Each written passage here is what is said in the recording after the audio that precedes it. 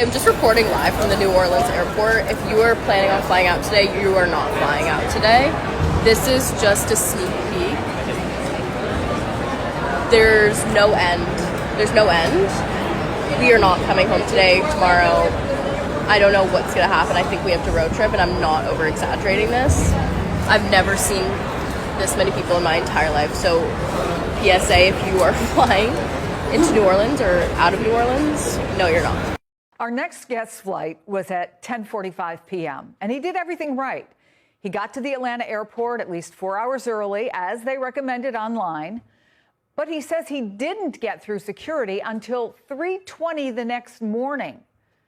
In those 9 hours, he says he missed his flight, made new friends, and in his own words, witnessed the system collapsing. Will Frampton joins me now. Will, it is good to see you. It's good to see you survived, frankly. But my first thought was, what goes through your head when you get to the airport 4 hours early and you see how long the line is? Oh, I thought I had it all figured out, right? I thought I had the perfect plan. Of course, if you know the Atlanta airport, or any major airport for that matter, Monday mornings are very busy. So in normal times, a 9 a.m. flight on Monday morning, you better get there pretty early. And I thought, now is not the good time to be doing that. So I switched my flight to 10:45 Sunday night. All right, I'm going to get there 4 hours early. It's going to be good. The lines will be long, but I'll make it. About 3 hours later, after we're sneaking through all the baggage carousel, the line that goes through all the carousels, it's like a maze, right? Who can possibly keep up with this line? Someone from, I believe the Atlanta police came on loudspeaker and says, folks, if you have a flight before 11 p.m., you will not be flying tonight. Please call your airline and reschedule. So that's, at that point I did. And yeah, you can't fathom any of these things happening, but they were all playing out right before our eyes. Now entire airports are saying, you guys figure it out. Because people who are going to the airport for their flights are walking into a complete nightmare. Lines are so bad, it's not just inside of the airport you're having to wait in line, you're having to wait all the way out in the parking garage. So many people that honestly, when I saw this parking garage at this airport, I was thinking, okay, who's the celebrity that all these people are waiting to spot in the parking garage? But this is the actual waiting lines. We're talking running late for your flight nightmares. That's what this is made of. You're like, man, the ground floor is so congested. Nope, it's every single floor in the airport. Why are lines this bad? Because you can't get through airport security right now because TSA agents are not showing up for work. Why? Because they aren't getting paid. The government shutdown, see, I knew it would be like this go round. And think about it, this is all happening during spring break for people. They're going to Houston, Atlanta, Miami, being stuck out there, okay? The people that were stuck, they finally got to go through, got on their planes, landed at home. The people that are still out there and looking to return home now, they got to wait up to 9 hours, some people. So all of airport security people are just not coming in for work right now because they aren't getting a paycheck. This isn't just today. We're talking ever since Monday. Started with 2-hour wait lines. Now airports are basically telling people good luck. We had missed both our flights. We were waiting in TSA just to get to security for 4 hours. Seriously, what are these airports doing to make this better? They are telling passengers that you need to be at the airport 3 hours early to even stand a chance of catching your flight. All right, so it's just like when you fly internationally. You got to be at the airport 3 hours before. Most times you get through the line before the 3 hours, but they recommend you being there 3 hours ahead of time. This is the same thing, just to hope to have a chance for your domestic flight as of right now. I don't blame the TSA workers for not coming in. Who wants to work and not get paid? I wouldn't work if I don't get paid. Would you? All of those people you see behind me are trying to get through the TSA security line here at George Bush Intercontinental Airport, and they are hours away from making it to the front of the line.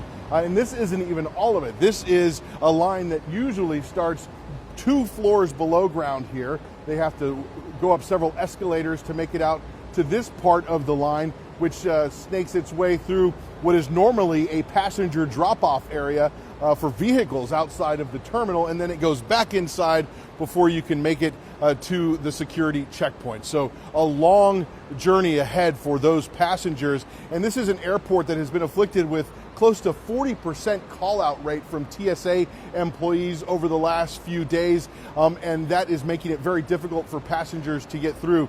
This is an airport that usually has 9 TSA security checkpoints. There are only 2 terminals taking passengers right now, so that is why this nightmare continues to unfold here at George Bush Intercontinental Airport. You won't catch me at the airport. I'm good on it. What used to be a 15, 20-minute process has turned into a catastrophe. It's been 3 hours, and we're still on this line.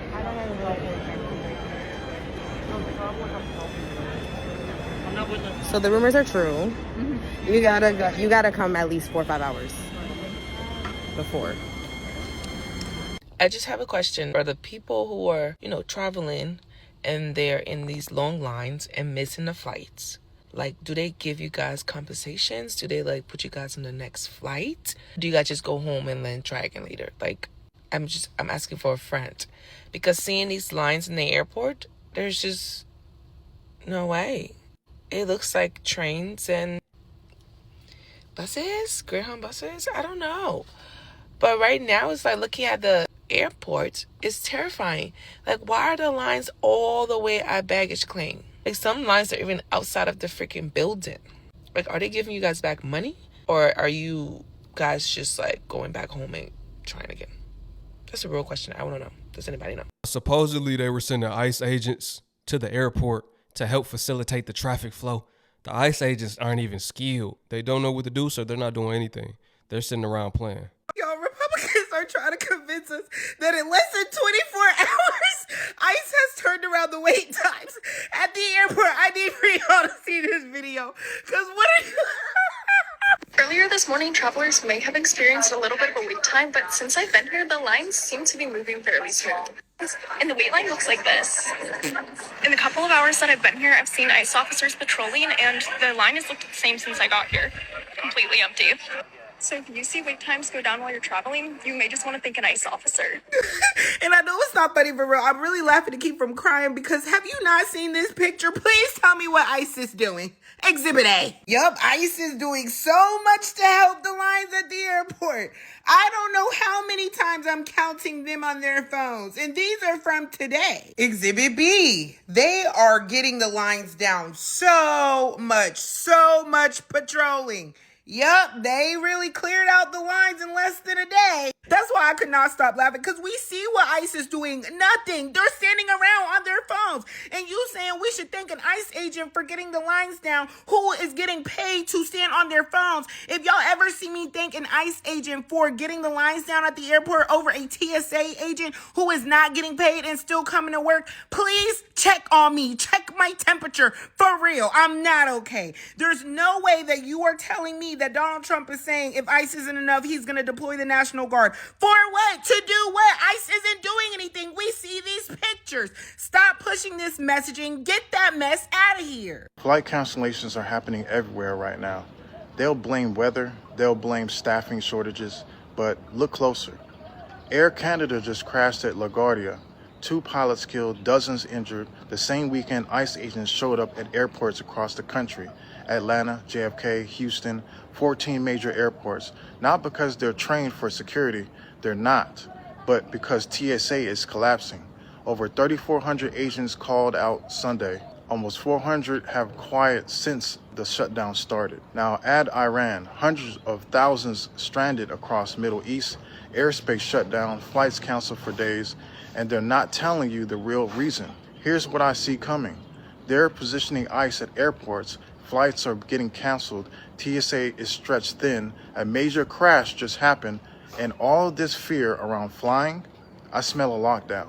They're creating the conditions, then calling it necessary. Pay attention. Pay attention. Lockdowns are coming, and I'm gonna do a video on energy lockdowns. It'll be like a COVID-19 near experience or scenario similar to that regard. Due to the energy crisis though this time. Not due to the pandemic. That's not coming yet. But that might pop off too. It's gonna be something. It's gonna be something that catches us by storm this year. Trust and believe that. Y'all can come back to this video and be like, YT, you always on point. I appreciate y'all for tuning in. Once again, it's your brother YT. Drop a comment below in the comment section. Let me know what you think about this airport madness.